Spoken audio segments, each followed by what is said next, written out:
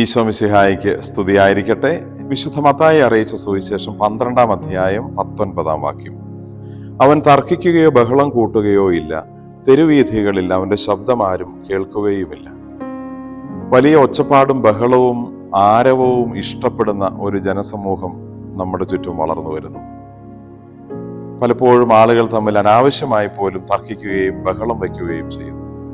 താൻ മാത്രം ശരി, മറ്റുള്ളവരെ അംഗീകരിക്കാനുള്ള മനസ്സില്ലായ്മ, ഇങ്ങനെയുള്ള ചിന്തകളാണ് അനാവശ്യമായ തർക്കങ്ങളുടെയും ബഹളങ്ങളുടെയും പുറകിലുള്ള കാര്യം. നമുക്ക് മറ്റുള്ളവരെ അംഗീകരിക്കാനും അവരെ കേൾക്കാനും സാധിക്കട്ടെ.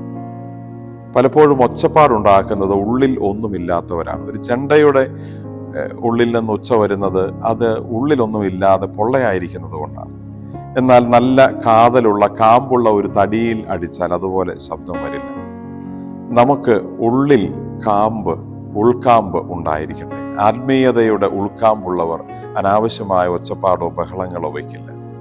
നമുക്ക് ശാന്തത ശീലിക്കാം, ഈശോയിൽ നിന്ന് പഠിക്കാം. ഈശോ മിശിഹായിക്ക് സ്തുതിയായിരിക്കട്ടെ. ആമേൻ.